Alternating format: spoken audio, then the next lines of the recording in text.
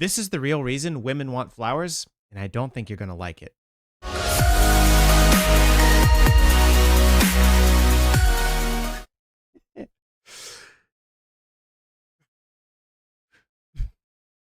According to the internet, this is the reason that women want flowers. But spoiler alert, I think it's the stupidest thing I've ever heard.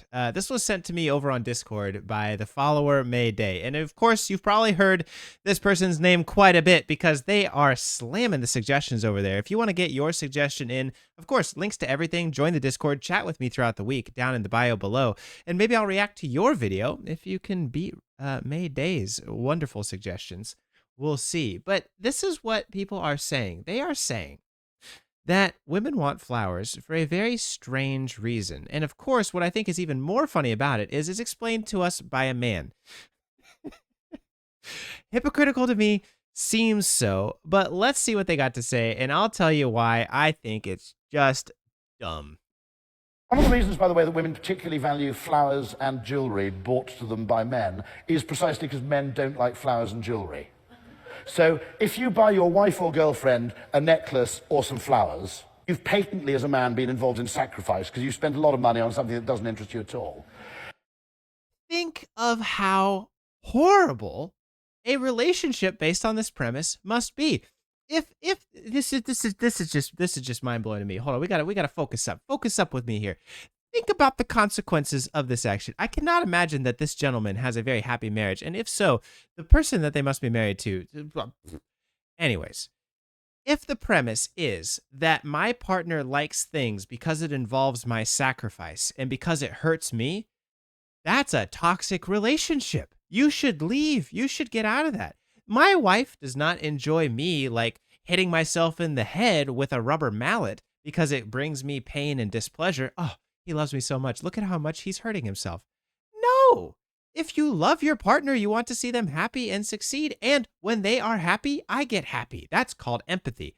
I wonder if this person has any. Listen, I roasted him a little bit, but you know, with a haircut like that and a neckerchief scarf, they deserve it. Okay, let's be real with ourselves. Nobody wears an ascot freaking neckerchief and has their head on straight. Clearly, they got to tie that thing tight so their head doesn't fall off. Or maybe they're hiding the fact that it's screwed on the wrong way around. But I don't know. It just doesn't make sense to me. Do you agree? Do you disagree? I want to start a conversation in the comments. But let's hear this person out. Let's hear this person out. Whereas if you buy your girlfriend the complete season 2 of The Wire on DVD, there's always that sneaking suspicion of self-interest. But good tip, with flowers and jewellery, there is no suspicion of self-interest at all. Two things. One, I love jewelry, and I think flowers are adorable. They smell really nice. They really brighten up a room. What does that make me a woman? I don't think so. I don't think flowers have genitalia. Well, actually, flowers kind of are the genitalia of plants. But I don't think flowers are a part of the masculine patriarchy or the feminine. I don't know. You get what I'm saying? Like, I'm speechless. I don't even know what to say. So that's number one. And then number two, if every good deed that you have has a sneaking suspicion behind it that it's self-serving, again, you're in a toxic relationship and should leave. If I'm buying my wife a Papa John's pizza, not Papa John's pizza, they're problematic. But if I'm buying my wife her favorite dessert, right? A cheesecake. And I also have a slice of the cheesecake. Is she going to sit there and be like, Jesse wanted cheesecake. So he didn't actually buy the cheesecake for me. He bought it because he wanted cheesecake. I may have a bite because I also enjoy cheesecake, if that's okay with her. But I bought it for her because I wanted to see her happy. And the things that make her happy may also make me happy too. We've had this conversation about Disney. I enjoy Disney as well. But it's more of a thing for her. And so she's not over there with a sneaky suspicion of, do we have passes to Disney because Jesse secretly wanted to go to Disney or because he's actually trying to be nice to me? No, I'm definitely trying to be nice to you. If you're always second guessing the gifts in your relationship, that's a huge sign, big red flag that there's something going on wrong. Look at this goober of a smile. I don't even. Okay, we'll let it roll. Because basically, in an all-male world, there would be no florists. Sure. Okay, you're heterosexual, gender normative patriarchy society. I don't think all men hate flowers. But I guess we're rolling with that now, huh?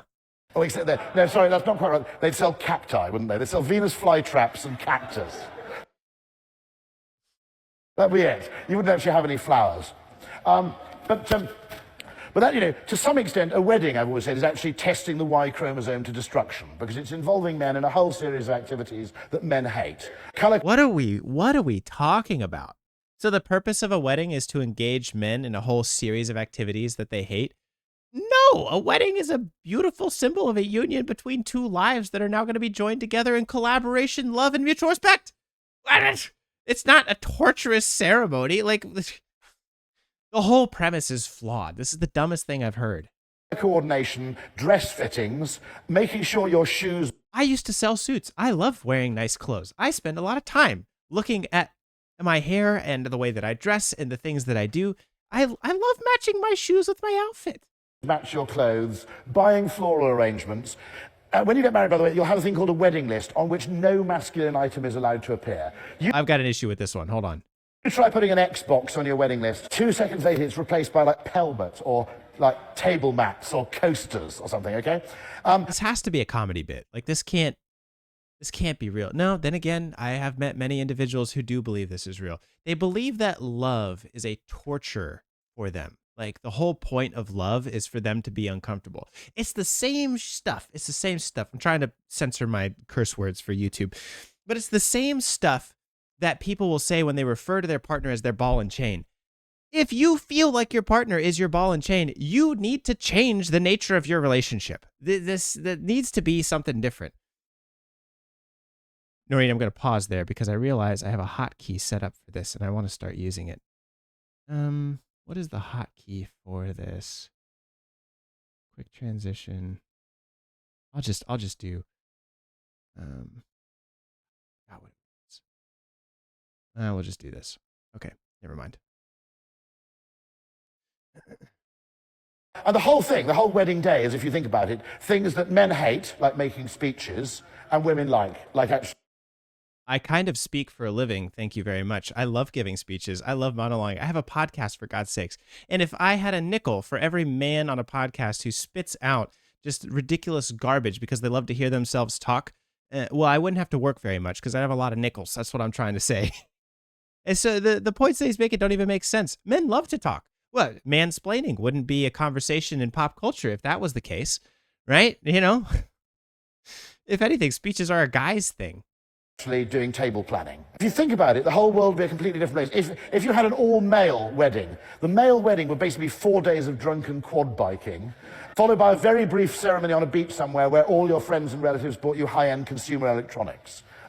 I have seen people put laptops and Xboxes on their wedding registry, and they were both phenomenally floored about people buying them that stuff. And the reason that we've generally put houseware goods on a wedding registry is because the premise behind the wedding, clearly this person doesn't understand where weddings come from. The premise behind the wedding is that all these people who love and care about you are going to collectively pitch in to help you buy and get the necessary equipment ready to start your life. You're going to need plates. You're going to need knives and forks. You're going to need a table to sit at. You're going to need a couch for your living room. You're going to need stuff for your house. You're going to need a TV to look at. I've just seen people put TVs on their wedding registry, and sometimes people bought them. Sometimes you just write them a check. Hey, here you go. I know you're going to need stuff for your house, so go ahead and get that stuff. That's the premise behind it, is like all of the people who love and care about you kind of pitch in some financial support so you can start your life, get some stuff that's necessary to, live in a comfortable environment. You can put an Xbox on there, but it's generally frowned upon because it's like, hey, we'd like to give you something that's functional. These are supposed to be functional gifts, right? Like a toaster or a microwave and stuff like that. But I have seen people get laptops and electronics on their wedding registry. It's fine. And laptops. Now, if that were the case, you basically have a case where all men were desperate to get married and complaining that their girlfriends lack commitment, But actually, the wedding is very cleverly designed as basically... No, that's not what would happen. That all men would be begging to get married and they'd be complaining that women lack commitment. No, the reason is because there's a commitment necessary if you're going to have a child, right? there's a commitment necessary that you need a partner who is going to be supportive through that time. When you're carrying a baby, it's an incredibly vulnerable situation. You know, you can't move as easy. Everything hurts. Waking up sucks. Sleeping's impossible. Your body is literally eating itself. Your bones get brittle because the baby's stealing the calcium right out of your marrow. You know, you kind of want a partner who's going to promise to stick around and help you through that difficult time.